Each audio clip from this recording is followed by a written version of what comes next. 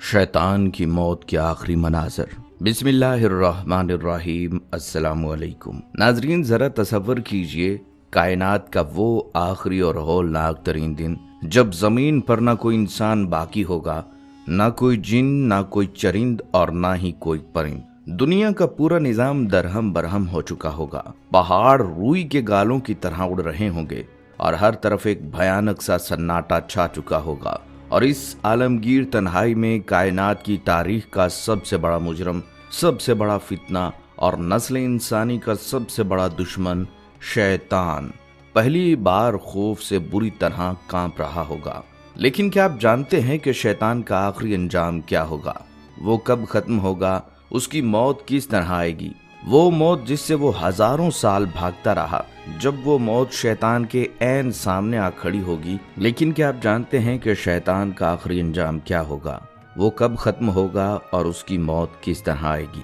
वो मौत जिससे वो हजारों साल भागता रहा, जब वो मौत शैतान के ऐन सामने खड़ी होगी तो उसका अंजाम कितना इबरतनाक होगा। मौजूद ख़वातीनो हजरात, ये कोई सुनी सुनाई कहानी या अफसाना नहीं।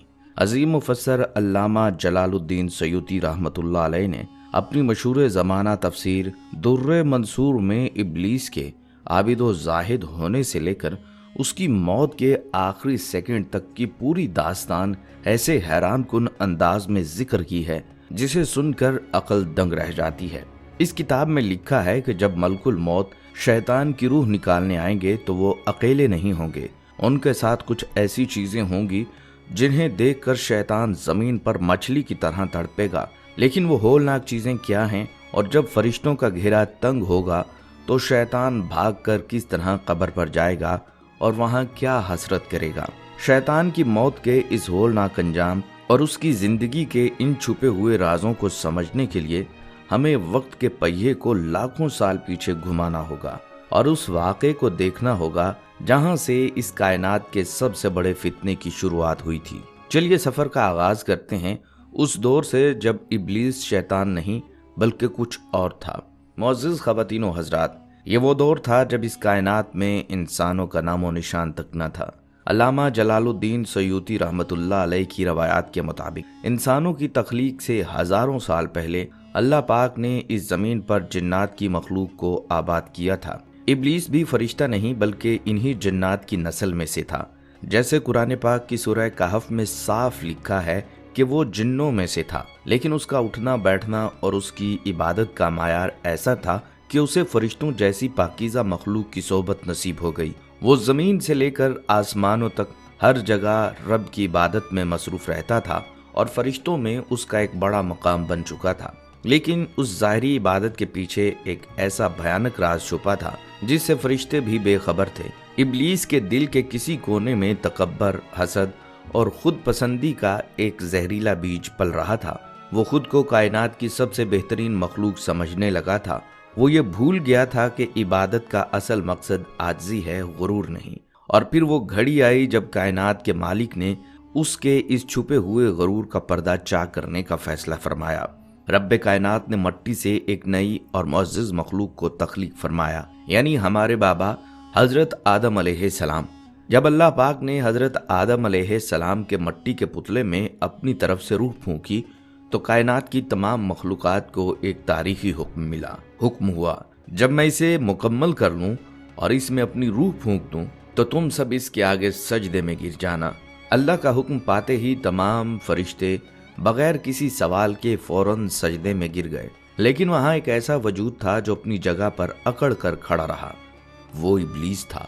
जब अल्लाह रब्बुल इज्जत ने उससे पूछा कि तुझे किस चीज ने रोका है कि तू इसको सजदा न करे जिसे मैंने अपने हाथ से बनाया, तो इब्लीस ने जो जवाब दिया वो कायनात की तारीख का सबसे पहला और बड़ा तकब्बर था। उसने गरूर से सर उठाकर कहा, मैं इससे बेहतर हूँ। तूने मुझे आग से पैदा किया और उसे मट्टी से। यही वो एक सेकंड का तकब्बर था जिसने उसकी लाखों साल की इबादत को मट्टी में मिला दिया। अल्लाह पाक ने फरमाया, बस तू यहां से निकल जा, बेशक तू मरदूद है और तुझ पर कयामत के दिन तक मेरी लानत है। जब इब्लीस को मालूम हो गया कि वो हमेशा के लिए राइंदा दरगाह हो चुका है और अब उसकी बख्शिश की कोई राह नहीं बची, तो उसने तौबा करने की बजाय अल्लाह से एक मोहलत मांगी। उसने कहा, ऐ मेरे रब, مجھے اس دن تک مہلت دے دے جب لوگ دوبارہ زندہ کیے جائیں گے، یعنی قیامت کے دن تک۔ لیکن اللہ تعالیٰ جو کائنات کا سب سے بڑا منصف اور حاکم ہے، اس نے شیطان کی یہ دعا پوری طرح قبول نہیں کی، بلکہ فرمایا بے شک تو مہلت دیے گئے لوگوں میں سے ہے، لیکن وقت معلوم کے دن تک۔ مفسرین کرام فرماتے ہیں کہ وقت معلوم سے مراد قیامت کا وہ دن نہیں جب لوگ قبروں سے اٹھیں گے، بلکہ وہ دن ہے جب حضرت اسرافیل علیہ السلام پہلی بار سور پھونکیں گے اور کائنات کی ہر زندہ چیز فنا ہو جائے گی۔ مگر یہاں ایک بڑا سوال پیدا ہوتا ہے، اللہ پاک نے کائنات کے سب سے بڑے مجرم کو اتنی مہلت کیوں دی؟ اس کا مقصد کیا تھا؟ معزز دوستو، اس کے پیچھے اللہ رب العزت کی عظیم حکمتیں اور انسان کا امتحان چھپا تھا۔ پہلی وجہ انسان کا امتحان ہے۔ اللہ تعالیٰ نے انسان کو عقل اور ارادے دے کر دنیا میں بھیجا۔ شیطان کو مہلت اس لیے دی گئی تاکہ وہ انسان کو بہکائے اور یہ ثابت ہو سکے کہ کون اللہ کا سچا بندہ ہے جو شیطان کے بہکاوے میں نہیں آتا، اور کون اپنے نفس کا غلام بن کر ابلیس کے پیچھے چل پڑتا ہے۔ جیسا کہ شیطان نے خود کہا تھا کہ میں تیرے بندوں کو آگے پیچھے دائیں اور بائیں سے گھیر لوں گا، تو اللہ تعالیٰ نے فرمایا تھا کہ جو میرے سچے بندے ہیں ان پر تیرا کوئی زور نہیں چلے گا۔ دوسری وجہ مہلت عذاب میں اضافہ ہے۔ اللہ پاک کا اصول ہے کہ وہ نافرمانوں کو ڈھیل دیتا ہے تاکہ ان کے گناہوں کا گھڑا پوری طرح بھر جائے، اور جب انہیں پکڑا جائے تو ان کے پاس کوئی عذر باقی نہ رہے۔ شیطان کو مہلت ملنے سے اس کے گناہ اور عذاب کی شدت میں پناہ گزیں اضافہ ہوتا چلا گیا۔ ابلیس یہ مہلت پا کر خوش تو بہت ہوا، اور اس نے ہزاروں سال تک انسانوں کو گمراہ بھی کیا، لیکن وہ یہ بھول گیا تھا کہ مہلت کتنی ہی لمبی کیوں نہ ہو، ایک دن ختم ضرور ہو جاتی ہے۔ تو معزز خواتین و حضرات، جیسے ہی وہ وقت معلوم آئے گا، اللہ پاک کا آخری حکم جاری ہوگا اور حضرت اسرافیل علیہ السلام کائنات میں پہلا سور پھونک دیں گے۔ وہ سور پھونکنے کی آواز اتنی بھیانک اور تیز ہوگی کہ اسے سنتے ہی پوری زمین لرز اٹھے گی، آسمان پر موجود چمکتے ستارے ٹوٹ کر گرنے لگیں گے، بڑے بڑے پہاڑ روئی کے گالوں کی طرح ہوا میں اڑنے لگیں گے، اور لہریں مارتے سمندروں میں خوفناک آگ لگ جائے گی۔ اسے ایک چیخ اور دھماکے کے ساتھ ہی کائنات کا سارا نظام درہم برہم ہو جائے گا، زمین پر موجود اربوں انسان تڑپ تڑپ کر گرنے لگیں گے، جنگلوں کے خوفناک شیر، ہوا میں اڑتے پرندے، سمندروں کی مچھلیاں اور زمین کے اندر چھپے ہوئے جنات سب کے سب ایک جھٹکے میں دم توڑ دیں گے، یہاں تک کہ آسمانوں پر موجود معصوم فرشتے بھی ایک ایک کر کے موت کی آغوش میں چلے جائیں گے، اور یہ سب کچھ سیکنڈز کے اندر ہو جائے گا۔ اب ذرا اس منظر کا تصور کیجئے، پوری کائنات میں اب کوئی ایک جاندار بھی زندہ نہیں بچا، سب مر چکے ہیں، ہر طرف لاشیں بکھری پڑی ہیں، اور ایک بھیانک سناٹا چھا چکا ہے۔ ابلیس جو اپنے خفیہ ٹھکانے پر بیٹھا کائنات کی اس تباہی کو دیکھ رہا ہوگا، اس کا دل پہلی بار حلق آ جائے گا۔ اس نے اپنی لاکھوں سال کی زندگی میں کبھی ایسا خوف محسوس نہیں کیا ہوگا۔ وہ دیکھے گا کہ اس کے اشاروں پر ناچنے والے انسان، اس کی پوجا کرنے والے جادوگر اور اس کا ساتھ دینے والے لاکھوں سرکش جنات سب کے سب سیکنڈز میں مٹی کا ڈھیر بن چکے ہیں۔ وہ شیطان جو کل تک انسانوں کے دلوں میں وسوسے ڈالتا تھا، جو خود کو بہت بڑا بادشاہ اور فرعون سمجھتا تھا، آج اس عالمگیر تنہائی میں بالکل اکیلا رہ گیا ہے۔ اس کا وہ سارا نیٹ ورک، اس کا وہ سارا گھمنڈ، اس کی وہ ساری چالاکیاں ایک پل میں ختم ہو چکی ہیں۔ اس کا ساتھ دینے والا، اس کا نام لینے والا یا اس کے سامنے جھکنے والا اب کائنات کے چپے چپے پر کوئی ایک وجود بھی باقی نہیں رہا۔ وہ بدحواسی کی حالت میں ادھر ادھر دیکھے گا، اس کے ہاتھ پاؤں کانپ رہے ہوں گے، اور اس پر ایک ایسی سکتہ تاری کی حالت ہوگی جو اس نے کبھی پہلے دیکھی نہ ہوگی۔ ابلیس کو اب اچھی طرح معلوم ہو چکا ہے کہ بہکانے کے لیے کوئی انسان نہیں بچا، چھپنے کے لیے کوئی جگہ نہیں بچی، اور اب اگلا سیکنڈ خود اس کی اپنی موت کا ہے۔ وہ زمین پر گھٹنوں کے بل بیٹھ کر ہانپ رہا ہوگا، اور اسے یقین ہو جائے گا کہ اب موت کا وہ شدید ترین درد اس کا منتظر ہے جس سے وہ لاکھوں سال بھاگتا رہا۔ معزز خواتین و حضرات، کائنات کی مکمل خاموشی کے بعد اب وہ وقت آ چکا ہے جس کا ذکر علامہ جلال الدین سیوطی رحمۃ اللہ علیہ نے روایات میں کیا ہے۔ اچانک کائنات کا سنسان آسمان ایک ہولناک دھماکے کے ساتھ پھٹ جائے گا۔ زمین پر اکیلا بیٹھا ابلیس جب سر اٹھا کر اوپر دیکھے گا تو اس کے پاؤں تلے سے زمین نکل جائے گی۔ آسمان سے حضرت اسرائیل علیہ السلام یعنی ملک الموت نازل ہو رہے ہوں گے۔ روایات کے مطابق ملک الموت ابلیس کی روح قبض کرنے کے لیے ایسے ہیبت ناک، غضبناک اور جلال والے روپ میں ظاہر ہوں گے، جیسا روپ انہوں نے کائنات کی کسی اور مخلوق کے لیے آج تک اختیار نہ کیا ہوگا۔ ان کا قد و قامت اتنا عظیم ہوگا کہ وہ پوری زمین اور آسمان کو گھیر رہا ہوگا۔ ان کے چہرے سے غصے اور جلال کی چنگاریاں نکل رہی ہوں گی۔ ان کے ساتھ تنہا ملک الموت نہیں ہوں گے، بلکہ ان کے پیچھے جہنم کے سخت ترین اور غضبناک فرشتوں کا ایک پورا لشکر ہوگا، جسے زبانیہ کہا جاتا ہے۔ ان فرشتوں کے چہرے کالے ہوں گے، ان کی آنکھیں بجلی کی طرح چمک رہی ہوں گی، اور ان کے ہاتھوں سے جہنم کے انگاروں سے بنے ہوئے لوہے کے خاردار گرز، بھاری زنجیریں اور توق ہوں گے۔ ان کا مقصد ایک ہوگا، ابلیس کو اس کے انجام تک پہنچانا۔ جب ابلیس ملک الموت اور جہنم کے فرشتوں کی اس ہولناک لشکر کو اپنے عین سامنے دیکھے گا تو اس کا سارا تکبر اور فرعونیت ایک سیکنڈ میں اڑ جائے گی۔ وہ شدید ترین گھبراہٹ اور خوف کی حالت میں ایک ایسی چیخ مارے گا کہ اگر دنیا میں کوئی زندہ ہوتا تو اس کی آواز سے مر جاتا۔ وہ اپنی جان بچانے کے لیے پاگلوں کی طرح بھاگ کھڑا ہوگا۔ وہ زمین کے کونے سے دوسرے کونے تک دوڑے گا۔ وہ مشرق کی طرف بھاگے گا، لیکن وہاں بھی اسے جہنم کے فرشتے گرز تانے کھڑے ملیں گے۔ وہ بدحواسی میں مغرب کی طرف رخ کرے گا، لیکن وہاں بھی فرشتوں کی غضبناک آنکھیں اس کا راستہ روک لیں گی۔ وہ شمال سے جنوب تک زمین کے چپے چپے پر دوڑے گا، سمندروں کی گہرائیوں میں چھپنے کی کوشش کرے گا، لیکن کائنات کا کوئی بھی کونا اسے پناہ دینے کے لیے تیار نہ ہوگا۔ ہزاروں سال تک انسانوں کو اپنے جال میں پھنسانے والا یہ مکار شیطان آج خود ایک ایسے جال میں پھنس چکا ہے جس سے نکلنے کا کوئی راستہ نہیں۔ وہ فرشتوں کو دیکھ کر زمین پر گرے گا، اٹھے گا اور ہانپتے ہوئے چیخے گا، اے ملک الموت، مجھے تھوڑی اور مہلت دے دو۔ لیکن فضا میں فرشتوں کی گرجدار آواز گونجے گی، اے ملعون، اب مہلت کا وقت ختم ہو چکا ہے۔ معزز دوستو، ابلیس کتنا ہی طاقتور کیوں نہ رہا ہو، لیکن اللہ کے جلال کے سامنے اس کی حیثیت ایک مٹی کے ذرے کے برابر بھی نہیں ہے۔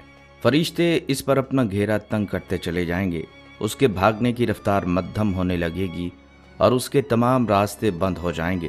جب شیطان مشرق سے مغرب اور شمال سے جنوب تک بھاگنے کے لیے ہر طرف سے مایوس ہو جائے گا تو اس کی بدحواسی اسے ایک ایسی جگہ لے جائے گی جہاں کائنات کی سب سے پہلی انسانی مٹی آرام کر رہی ہوگی۔ روایات کے مطابق ابلیس بھاگتے بھاگتے اچانک زمین کے خاص مقام پر آ کر رک جائے گا۔ سامنے مٹی کا ایک ڈھیر ہوگا۔ یہ کوئی عام جگہ نہیں، بلکہ انسان اول ابو البشر حضرت آدم علیہ السلام کا مزار مبارک ہوگا۔ ذرا اس عبرت ناک منظر کا تصور کیجئے۔ وہ شیطان جس نے لاکھوں سال پہلے اسی آدم کے سامنے جھکنے سے انکار کیا تھا، آج اپنی جان بچانے کے لیے اسی آدم کے مزار کے پاس گھٹنوں کے بل بیٹھا لرز رہا ہوگا۔ اس کے پیچھے موت کا فرشتہ کھڑا ہے اور سامنے وہ مٹی جس سے حسد نے اسے شیطان بنا دیا تھا۔ وہ مزار آدم کو دیکھے گا اور اس کی آنکھوں میں ذلت اور رسوائی کے آنسو ہوں گے، لیکن یہ آنسو توبہ کے نہیں بلکہ اپنی بربادی کے خوف کے ہوں گے۔ وہاں پہنچ کر ابلیس کے منہ سے وہ الفاظ نکلیں گے جو کائنات کی تاریخ کا سب سے بڑا اعتراف شکست ہوں گے۔ روایات کے مطابق وہ حضرت آدم علیہ السلام کے مزار کی طرف اشارہ کر کے حسرت اور انتہائی درد کی آواز میں چیخ کر کہے گا، اے آدم، تیری ہی وجہ سے میں معلوم ہوا، کاش اس دن میں سجدہ کر لیتا۔ اگر میں اس دن اللہ کا حکم مان لیتا تو آج مجھے یہ ہولناک دن نہ دیکھنا پڑتا۔ دوبارہ اس مٹی کو دیکھے گا جس سے وہ تکبر کرتا تھا، میں آگ سے ہوں اور یہ مٹی سے، لیکن آج مٹی امن میں ہوگی اور آگ کا بنا ہوا ابلیس جلنے کے لیے تیار کھڑا ہوگا۔ وہ اس کے مزار کے پاس توبہ کرنے کی کوشش کرے گا، وہ گڑ گڑائے گا، لیکن فضا میں ملک الموت کی گرجدار آواز گونجے گی کہ اے ابلیس، آج توبہ کا دروازہ بند ہو چکا ہے، آج کوئی معافی نہیں، آج کوئی مہلت نہیں۔ قرآن پاک کا وہ اصول یہاں بالکل سچ ثابت ہوتا ہے کہ جب وقت ختم ہو جاتا ہے تو پھر کسی کا ایمان لانا یا پچھتانا کسی کام نہیں آتا۔ اب اللہ پاک کا حتمی حکم ہوگا اور ملک الموت اپنے لشکر کو اشارہ کریں گے۔ جہنم کے غضبناک فرشتے آگے بڑھیں گے اور ان کے ہاتھوں میں موجود لوہے کے دہکتے ہوئے خاردار طوق اور زنجیریں ابلیس کے گلے اور جسم پر جکڑ دی جائیں گی۔ روایات کے مطابق اللہ رب العزت کی طرف سے حضرت اسرائیل علیہ السلام کو حکم ہوگا۔ وہ زنجیریں اتنی گرم اور ہولناک ہوں گی کہ ان کو چھوتے ہی ابلیس کا وجود تڑپ اٹھے گا۔ روایات کے مطابق اللہ رب العزت کی طرف سے حضرت اسرائیل علیہ السلام کو حکم ہوگا، اے ملک الموت، اس ملعون کی روح کو اس طرح کھینچو کہ اس کو کائنات کے تمام انسانوں کی موت کا مجموعی درد محسوس ہو۔ ذرا اس بات کی ہولناکی پر غور کیجئے، حضرت آدم علیہ السلام سے لے کر قیامت کے آخری دن تک جتنے بھی اربوں خربوں انسان اس دنیا میں آئے، ان سب کو موت کے وقت جو تکلیف کی سختی ہوئی، ان تمام انسانوں کا مجموعی درد اکٹھا کر کے ایک اکیلے ابلیس کے جسم میں ڈال دیا جائے گا، کیونکہ اس نے کائنات کے سب سے زیادہ انسانوں کو گمراہ کیا تھا، اس لیے اس کی سزا بھی اتنی ہی ہولناک اور بے مثال ہونی تھی۔ ملک الموت اپنا ہاتھ آگے بڑھائیں گے اور ابلیس کے وجود سے اس کی گندی روح کو کھینچنے کا آغاز کریں گے۔ جیسے ہی روح کھینچنے کا عمل شروع ہوگا، ابلیس درد کی اس شدت کو برداشت نہیں کر پائے گا۔ وہ زمین پر اس طرح تڑپے گا جیسے تیز دھوپ میں مچھلی تڑپتی ہے۔ وہ ذلت اور رسوائی کے ساتھ خاک میں رول دیا جائے گا۔ اس کے منہ پر ایسی ہولناک اور دل دہلا دینے والی چیخ نکلے گی جس کی مثال کائنات نے کبھی نہیں سنی ہوگی۔ روایات میں آتا ہے، اگر اس وقت دنیا میں کوئی ایک جاندار بھی زندہ ہوتا تو ابلیس کی اس آخری چیخ کے خوف سے اسی وقت مر جاتا۔ فرشتے اسے لوہے کے دہکتے ہوئے خاردار گرزوں سے ماریں گے اور اس کے روح کو اس کے وجود کے چپے چپے سے ایک ریشے سے گھسیٹ کر باہر نکالیں گے۔ وہ شیطان جو انسان کے دلوں میں برے وسوسے ڈال کر ہنستا تھا، آج کائنات کی سب سے ذلیل اور بے بس مخلوق بن کر تڑپ رہا ہوگا۔ اس کا سارا تکبر، اس کا سارا نیٹ ورک، اس کا سارا جادو سب خاک میں مل چکا ہوگا اور وہ موت کی آخری کڑی میں جکڑا جا چکا ہوگا۔ پھر اسے آخری سیکنڈ بھی آ جائے گا۔ ابلیس کی وہ ناپاک اور ملعون روح ہمیشہ کے لیے اس کے جسم سے جدا کر دی جائے گی۔ اس کی آخری سانس نکلے گی اور اس کی ذلت آمیز موت کے ساتھ ہی پوری کائنات میں گہرا سناٹا چھا جائے گا۔ وہ ابلیس جو لاکھوں سال سے زندہ تھا، اب ایک مردہ لاش کی طرح زمین پر پڑا ہوگا۔ اللہ پاک کا وہ وعدہ پورا ہو چکا ہوگا جو اس نے ابلیس سے کیا تھا کہ تجھے مہلت صرف وقت معلوم تک ہے۔ اب کائنات میں نہ کوئی انسان زندہ ہے، نہ کوئی جن، نہ کوئی فرشتہ اور نہ ہی شیطان۔ ہر طرف صرف اور صرف موت کا راج ہے۔ معزز خواتین و حضرات، ابلیس کے موت کے بعد اس پوری کائنات پر ایک ایسا وقت آئے گا جس کا تصور بھی انسانی عقل سے باہر ہے۔ کائنات کی ہر ایک چیز، ہر ایک جاندار اور ہر ایک فرشتہ فنا ہو چکا ہوگا۔ روایات کے مطابق اس عالمگیر خاموشی کے دوران اللہ رب العزت کی جلال والی آواز گونجے گی، آج کے دن کس کی بادشاہی ہے؟ لیکن کائنات کے کسی کونے سے کوئی جواب دینے والا موجود نہیں ہوگا۔ تب اللہ پاک خود فرمائے گا، صرف اللہ کی بادشاہی ہے جو ایک ہے اور سب پر غالب ہے۔ مستند اسلامی روایات کے مطابق یہ ہولناک خاموشی اور شیطان کی موت کا یہ دورانیہ پورے 40 سال تک قائم رہے گا۔ ان 40 سالوں میں زمین بالکل بنجر، ویران اور ساکت پڑی رہے گی اور شیطان کی ملعون لاش مٹی میں سڑ کر اپنی ذلت کا اشتہار بنی رہے گی۔ پھر 40 سال گزرنے کے بعد اللہ پاک کا حکم ہوگا اور حضرت اسرافیل علیہ السلام کو دوبارہ زندہ کر کے دوسرا سور پھونکنے کا حکم دیا جائے گا، جسے اسلامی اصطلاح میں نفخہ ثانیہ کہا جاتا ہے۔ اس دوسرے سور کی آواز گونجتے ہی کائنات کا نقشہ دوبارہ بدلے گا۔ حضرت آدم علیہ السلام سے لے کر قیامت کے آخری دن تک آنے والے اربوں انسان، جنات اور تمام مخلوقات اپنی اپنی قبروں سے زندہ ہو کر میدان محشر کی طرف دوڑنے لگیں گے، اور انہی کے بیچ ابلیس کو بھی ایک انتہائی ذلیل، بدصورت اور حقیر شکل میں دوبارہ زندہ کیا جائے گا۔ جہنم کے فرشتے اسے لوہے کے بھاری توقوں اور دہکتی ہوئی زنجیروں میں جکڑ کر گھسیٹتے ہوئے اللہ کی عدالت میں پیش کرنے کے لیے لائیں گے۔ وہ شیطان جو دنیا میں انسانوں کو گمراہ کر کے فخر کرتا تھا، آج میدان محشر میں اربوں انسانوں کے سامنے ننگا اور ذلیل کھڑا ہوگا۔ ہر وہ انسان جسے اس دنیا میں بہکایا تھا، آج وہ شیطان کی طرف اشارہ کر کے اس پر لعنت بھیج رہا ہوگا۔ معزز خواتین و حضرات، محشر کے اس دن جب تمام انسانوں کا حساب کتاب مکمل ہو جائے گا تو کائنات کے سب سے بڑے مجرم کا حتمی فیصلہ سنایا جائے گا۔ اللہ پاک کے حکم سے ابلیس کو ہمیشہ ہمیشہ کے لیے جہنم کے سب سے نچلے، سب سے گرم اور بدترین طبقے یعنی درکے اسفل میں پھینک دیا جائے گا، جہاں کا عذاب کائنات میں سب سے شدید ہوگا۔ اس کے ساتھ ہی اس کے پیروکاروں کو بھی اسی آگ کا ایندھن بنا دیا جائے گا۔ معزز دوستو، شیطان کی موت کی یہ پوری داستان ہمیں ایک بہت بڑا سبق دیتی ہے۔ شیطان کو اللہ نے مہلت دی تھی، طاقت دی تھی اور علم بھی دیا تھا، لیکن اس کے پاس ایک چیز نہیں تھی اور وہ تھی عاجزی۔ اس کے ایک سیکنڈ کے تکبر نے اسے لاکھوں سال کی عبادت کے باوجود کائنات کا سب سے ذلیل وجود بنا دیا۔ آج ہم دنیا میں جی رہے ہیں، ہمارے پاس ابھی سانسیں باقی ہیں اور توبہ کا دروازہ کھلا ہے۔ شیطان ہمیں روز بہکاتا ہے، لیکن یاد رکھیے جیت ہمیشہ اللہ کے مخلص بندوں کی ہوتی ہے۔ ہمیں چاہیے کہ ہم اپنے دلوں سے تکبر اور حسد کو نکالیں اور ہر وقت اللہ کی پناہ مانگیں۔ اللہ پاک سے دعا ہے کہ اللہ ہمیں شیطان کے شر، اس کے وسوسوں سے محفوظ فرمائے اور ہمارا خاتمہ ایمان پر فرمائے۔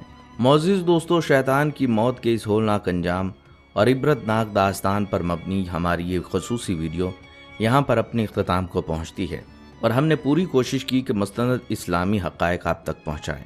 اب یہاں پر مجھے آپ کی 1 منٹ کی توجہ اور ایک بہت اہم مدد کی ضرورت ہے۔ آپ سب جانتے ہیں کہ یوٹیوب پر ہر وقت لاکھوں ویڈیوز اپلوڈ ہوتی ہیں، لیکن یوٹیوب کا جو الگوریدم ہے وہ ایک خاص طریقے سے کام کرتا ہے۔ یوٹیوب کا یہ خودکار نظام کسی بھی معلوماتی ویڈیو کو آگے تب تک نہیں بھیجتا جب تک ناظرین اس ویڈیو پر اپنا رد عمل نہیں دیتے۔ جب ناظرین اس ویڈیو پر اپنا رد عمل دیتے ہیں، آپ کا اس ویڈیو پر ایک لائک کرنا یوٹیوب کے الگوریدم کو یہ سگنل دیتا ہے کہ یہ مواد قیمتی ہے اور اسے دوسرے مسلمانوں تک بھی پہنچنا چاہیے۔ اگر آپ کو لگتا ہے کہ اس ویڈیو سے آپ کے علم میں اضافہ ہوا ہے تو ابھی اس لائک کے بٹن کو ضرور دبائیں، کیونکہ آپ کا ایک لائک اس ویڈیو کی ریچ کو بڑھا دے گا۔ دعا ہے اللہ پاک ہم سب کو شیطان کے ہر شر سے محفوظ رکھے۔ انشاءاللہ اگلی ویڈیو میں کسی نئے اور اہم موضوع کے ساتھ ملاقات ہوگی۔ اللہ حافظ۔